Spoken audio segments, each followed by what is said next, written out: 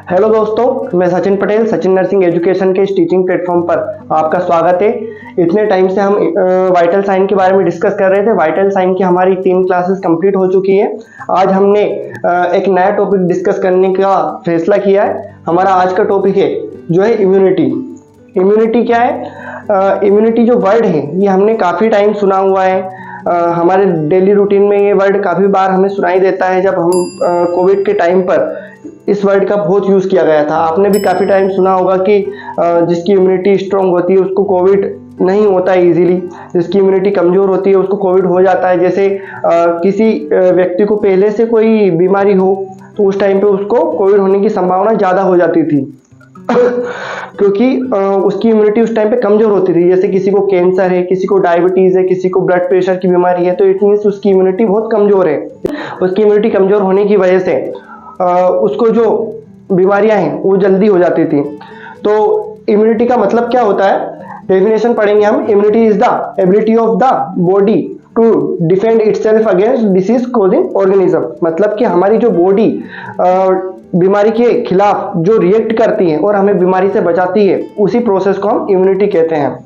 जैसे हमारी बॉडी में कोई भी पैथोजन एंट्री करता है, ठीक है, पैथोजन के एंट्री करने पर जो हमारी बॉडी रिएक्ट करती है और उस पैथोजन से लड़ती है और उस पैथोजन को खत्म करती है, उसको किल करके हमारी बॉडी को प्रोटेक्ट करती है, वही जो एनर्जी, वही जो एक्टिविटी होती है उसे हम इम्यूनिटी कहते हैं। अब ये इम्यूनिटी हर किसी में अलग अलग तरह की होती है। किसी में ज़्यादा इम्यूनिटी होती है, किसी में कम इम्यूनिटी होती है।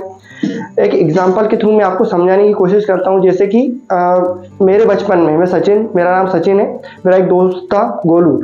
हम दोनों बचपन में बाहर बहुत खेलते थे। कभी धूल में खेलते थे, बच्चे बहुत धूल वगैरह में मिट्टी में खेलते हैं, उनको मम्मी पापा डांटते फिर भी वो समझते नहीं हैं। तो हम दोनों धूल में खेलते थे, तो उस चक्कर में क्या है कि मैं जल्दी बीमार पड़ जाता था और जो मेरा दोस्त था गोलू वो कभी बीमार नहीं होता था। तो उस टाइम पे मुझे हमेशा एक थॉट आता था कि गोलू में ऐसा क्या सुपर पावर है कि वो कभी बीमार नहीं होता, मुझे हमेशा डॉक्टर के पास जाना पड़ता है। फिर उस टाइम तो मुझे उस बात का आंसर नहीं मिला, लेकिन जैसे जैसे मैंने फिर पढ़ाई की तो फिर मुझे पता चला कि इम्यूनिटी नाम की भी कोई चीज़ होती है। क्योंकि हमारे गोलू भाई में इम्यूनिटी ज़्यादा थी इसलिए वो बीमार जल्दी नहीं होते थे, और मेरे में इम्यूनिटी कम थी इसलिए मैं इजीली बीमार हो जाता था। तो मेरा एक कॉन्सेप्ट तो क्लियर हो गया कि जिसमें इम्यूनिटी ज़्यादा होती है वो बीमार कम होते हैं, और जिसमें इम्यूनिटी कम होती है वो बीमार जल्दी हो जाते हैं। ठीक है, तो हमें समझना है कि इम्यूनिटी क्या है। एक पावर है जो हमें बीमारियों से प्रोटेक्ट करती है। हिंदी में इम्यूनिटी को हम बोलते हैं रोग प्रतिरोधक क्षमता। ठीक है, उसके बाद में हम इम्यूनिटी के टाइप पढ़ते हैं। अभी आप गोलू सचिन की स्टोरी में ज्यादा खो मत जाइएगा, इम्यूनिटी पर फोकस करना है अपने को। टाइप पढ़ेंगे हम सबसे पहले। तो इसके 2 टाइप होते हैं, ठीक है, बहुत इजी टाइप होते हैं, ऐसे कठिन टाइप भी नहीं है जो आपके जुबान में फंस जाए, बहुत इजी है। सबसे पहले जो फर्स्ट टाइप होता है उसे हम बोलते हैं इनेट इम्यूनिटी, और जो सेकंड टाइप होता है हमारा उसे बोलते हैं एक्वायर्ड इम्यूनिटी।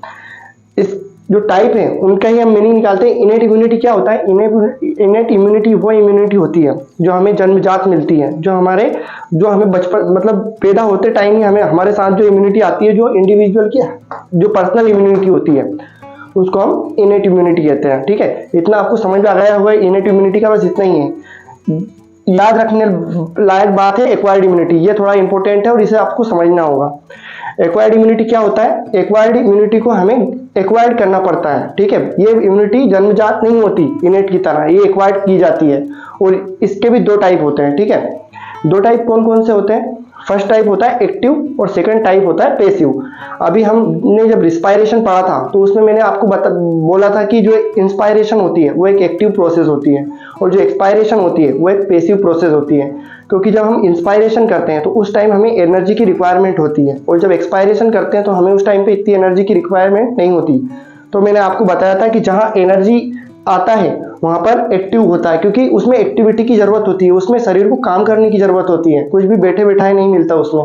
तो ऐसे ही जो एक्टिव है, मतलब जो एक्टिव है, एक्टिव में हमें काम करने की जरूरत पड़ती है। तो ऐसी इम्यूनिटी जिसमें शरीर को वर्क करने की जरूरत पड़ती है, जिसमें शरीर को मेहनत करने की जरूरत पड़ती है, उसको हम एक्टिव इम्यूनिटी कहते हैं। और ऐसी इम्यूनिटी जो बैठे बिठाए मिल जाती है, बिल्कुल खतरनाक आराम वाली आलस वाली इम्यूनिटी होती है, उसको हम पैसिव इम्यूनिटी कहते हैं, जिसमें हमें काम करने की जरूरत नहीं पड़ती हमारी बॉडी को, ये हमें मिल जाती है अपने आप ही। ठीक है, उसके बारे में हम डिटेल से पढ़ेंगे। एग्जाम्पल पढ़ते ही आप दोनों को समझ जाएंगे, आप कंफ्यूज मत होइएगा, बस एग्जाम्पल समझिएगा। ठीक है, एक्टिव के भी 2 टाइप होते हैं।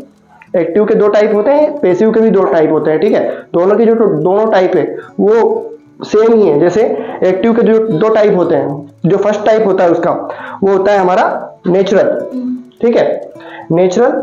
और दूसरा जो टाइप होता है एक्टिव का उसे बोलते हैं हम आर्टिफिशियल। नेचुरल से क्या समझते हैं हम, कोई भी नेचुरल चीज। एक्टिव इम्यूनिटी ऐसी इम्यूनिटी होती है जैसे हमारे एक्टिव का मैं एग्जांपल बताता हूं आपको। हमारी बॉडी में जैसे कोई पैथोजन ने एंट्री की, पैथोजन से मीन्स कोई भी बैक्टीरिया हो सकता है, कोई भी वायरस हो सकता है, कोई भी जो फॉरेन पार्टिकल्स होते हैं, मतलब जो बाहर से हमारी बॉडी में एंटर करते हैं, उसमें हमारा कुछ भी हो सकता है, ठीक है।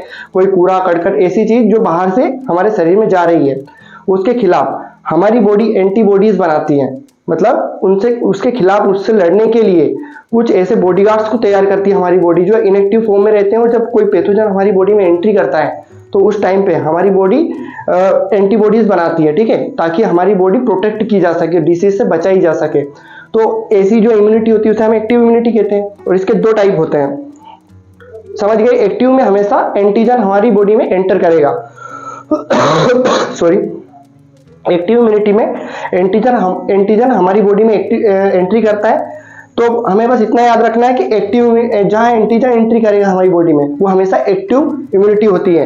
और यहाँ पर पैसिव इम्यूनिटी में एंटीजन एंट्री नहीं करता, यहाँ पे एंटीबॉडीज दी जाती है, ठीक है। सबसे पहले हम थोड़ा सा एक्टिव इम्यूनिटी को ही समझते हैं, ठीक है। सबसे पहले हम थोड़ा एक्टिव इम्यूनिटी को ही समझते हैं। इसमें क्या होता है कि ये दो टाइप की होती है, नेचुरल और आर्टिफिशियल। नेचुरल क्या होती है, जैसे जो वातावरण में पाए जाते हैं वो अपने आप से हमारी बॉडी में एंटर करते हैं वो हमारे अपने आप से हमारी बॉडी में एंटर करते हैं। जैसे कोई भी बैक्टीरिया हुआ, कोई भी वायरस हुआ, कुछ भी पैथोजेंस हुए जो हमारी बॉडी में एंटर करते हैं, हमें बीमार कर रहे हैं, उनके खिलाफ हमारी बॉडी एंटीबॉडीज बना रही है। तो वो किसी ने डाले तो नहीं है, वो वातावरण में पाए गए थे और वो अपने अंदर चले गए नेचुरली तरीके से, तो वो नेचुरल एक्टिव एक्वायर्ड इम्यूनिटी कहलाएगी, ठीक है। और जो आर्टिफिशियल इम्यूनिटी होती है, इसमें क्या होता है, इसमें नेचुरली हम जो पैथोजन होते हैं वो हमारी बॉडी में एंटर नहीं करते हैं, इसमें पैथोजन डाले जाते हैं ताकि हमारी बॉडी में एक इम्यूनिटी तैयार की जा सके, ठीक है। जैसे आपकी बॉडी में जैसे कोई बीमारी का टाइम चल रहा है, जैसे कोविड वगैरह हुआ, कुछ भी चीजें हुई, तो कोविड आपने सुना हो, कोवैक्सीन कोविड से हमें बचाती थी, कोवैक्सीन लगाई गई थी। तो कोवैक्सीन किससे बनाई गई थी, कोरोना वायरस से ही कोवैक्सीन का निर्माण हुआ था।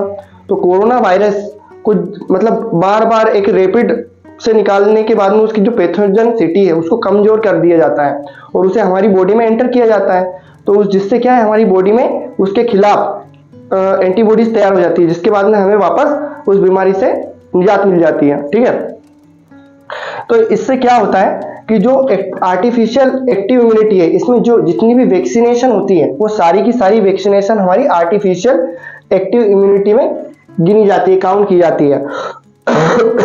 और जो नेचुरल होती है, इसमें नेचुरली बाहर से एंटीजन हमारी बॉडी में आ रहे हैं, ठीक है। तो ये दो टाइप इस तरह से डिवाइड होते हैं। बस याद ये रखना है कि दोनों में एंटीजन तो हमारी बॉडी में आएगा, एंटीजन आने के बाद में ही हमारी बॉडी एंटीबॉडीज बनाएगी, ठीक है। पैसिव इम्यूनिटी क्या होती है, मैंने आपको बताया था, ये बिल्कुल आराम वाली इम्यूनिटी होती है। इसमें कोई एंटीजन के आने की जरूरत नहीं होती है, बॉडी को कोई मदद करने की जरूरत नहीं होती है, बॉडी कुछ नहीं बनाती इसमें बाहर से ही अपने को एंटीबॉडीज मिल जाती है, ठीक है। तो इसमें भी दो टाइप होते हैं बाहर से मिलने के लिए एंटीबॉडीज के, एक होता है अपना नेचुरल और दूसरा होता है हमारा आर्टिफिशियल। आप देख पा रहे होंगे यहाँ पे थोड़ा सा कोने पे लिखा रहा है, आप ध्यान से पढ़िएगा तो आपको दिखाई देगा, आर्टिफिशियल एंटीबॉडी। तो ये क्या होता है, सबसे पहले हम नेचुरल पढ़ेंगे कि नेचुरल पैसिव एक्वायर्ड इम्यूनिटी क्या होती है।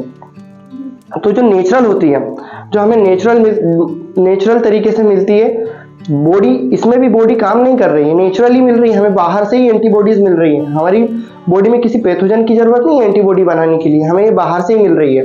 तो बाहर से हमें कैसे मिलती है नेचुरली, तो नेचुरली हमें मिलती है मदर के थ्रू, ठीक है। जब हम बच्चा गेस्टेशन एज में होता है तो उसमें क्या होता है सॉरी, मदर के थ्रू हमें मिलती है। तो गेस्टेशन एज में तो हमें थ्रू द प्लेजेंटा मिलती है। एक आपको हमेशा एक क्वेश्चन पूछा जाता है, बहुत इंपॉर्टेंट क्वेश्चन है कि माँ का मिल्क होता है उसमें कौन सा इम्यूनोग्लोबुलिन पाया जाता है। तो हम पढ़ेंगे कि माँ के दूध में IgA, ये IgA इम्यूनोग्लोबुलिन पाया जाता है। ठीक है, प्लेजेंटा को कौन सा इम्यूनोग्लोबुलिन क्रॉस करता है, तो IgG। और माँ के दूध में कौन सा इम्यूनोग्लोबुलिन पाया जाता है, तो IgA। ठीक है, ये याद रखना है आपको। तो ये दोनों हमें नेचुरली मिलते हैं और ये पैसिव के ही एग्जांपल है। ठीक है सॉरी।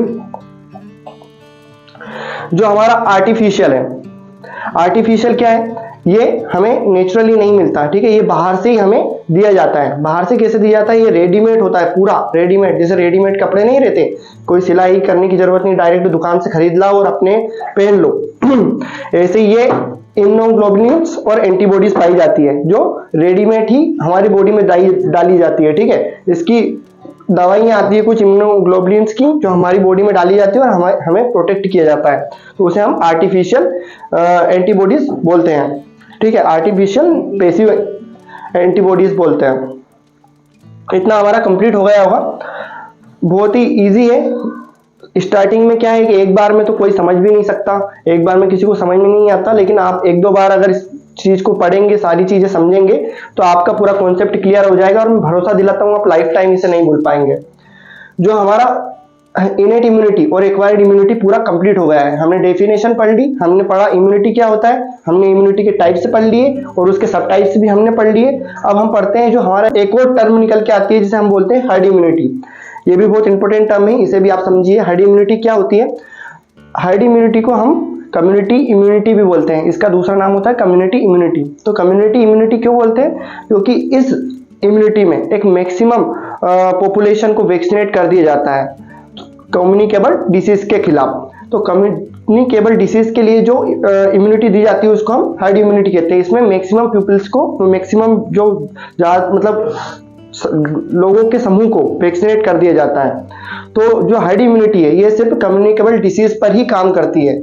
जो नॉन कम्युनिकेबल डिसीज होती हैं, ऐसी डिसीज जो एक इंसान से दूसरे इंसान को नहीं फैलती, उस केस में हर्ड इम्यूनिटी काम नहीं करती है। तो ऐसे कौन कौन से केसेस होते हैं, तो एक मोस्ट फेमस एग्जांपल है जो आप भी लिख लीजिएगा, जो एक टीटीनस डिसीज होती है, टीटीनस होता है। ठीक है, टीटीनस में हर्ड इम्यूनिटी काम नहीं करती, क्योंकि जो टीटीनस होता है वो एक इंसान से दूसरे इंसान तक नहीं फैलता, क्योंकि वो कम्युनिकेबल डिसीज नहीं है। ठीक है, तो ये एक मोस्ट कॉमन एग्जांपल है नॉन कम्युनिकेबल डिसीज का, टीटीनस।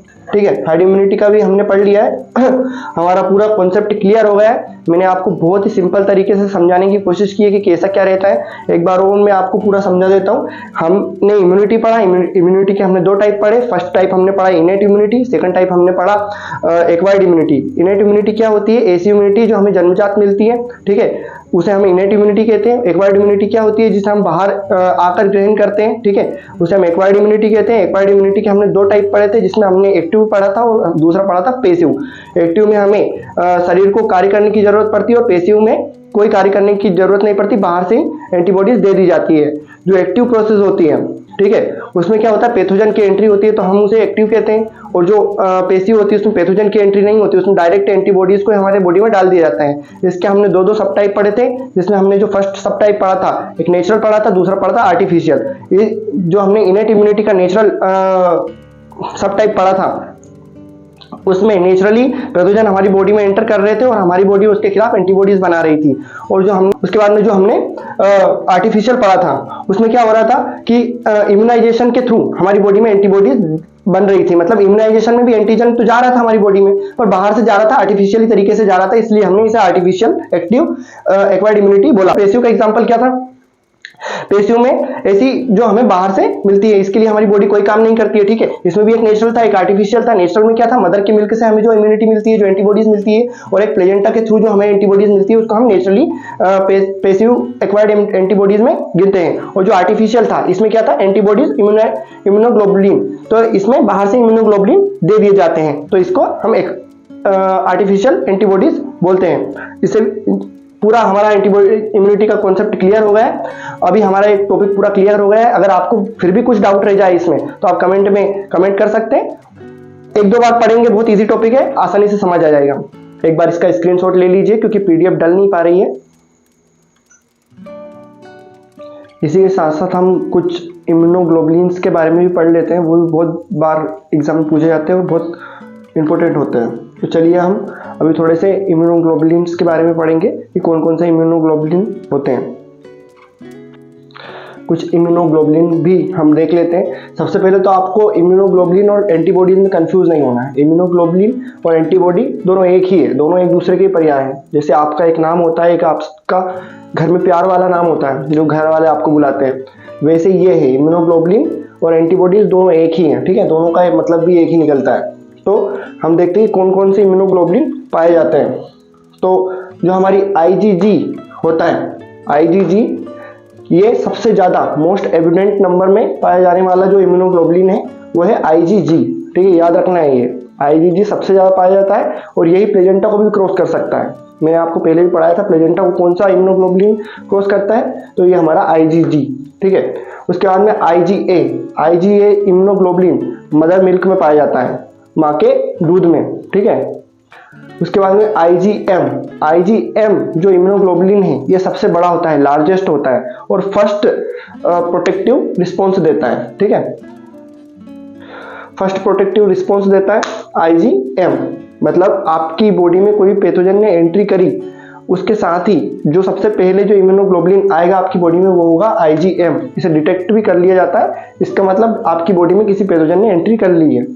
उसके बाद में जो IgG है, IgG कब आता है? जो IgG इम्यूनोग्लोबुलिन है ये जब भी आपकी बॉडी में एलर्जी होती है या हाइपर सेंसिटिविटी होती है तो उस टाइम पे जो इम्यूनोग्लोबुलिन निकल के आता है, जो एंटीबॉडी निकल के आती है, उसको बोलते हैं हम IgE, ठीक है। उसके बाद में IgD ये डिफरेंशिएशन करता है, ठीक है, बी लिम्फ में।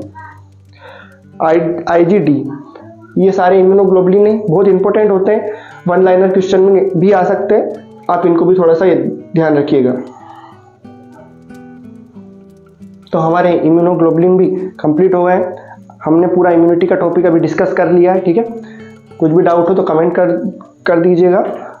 अगर आपको ये वीडियो अच्छा लगा हो, आपको हेल्पफुल लगा हो, तो वीडियो को लाइक करें, चैनल को सब्सक्राइब करें और बने रहें सचिन नर्सिंग एजुकेशन के साथ।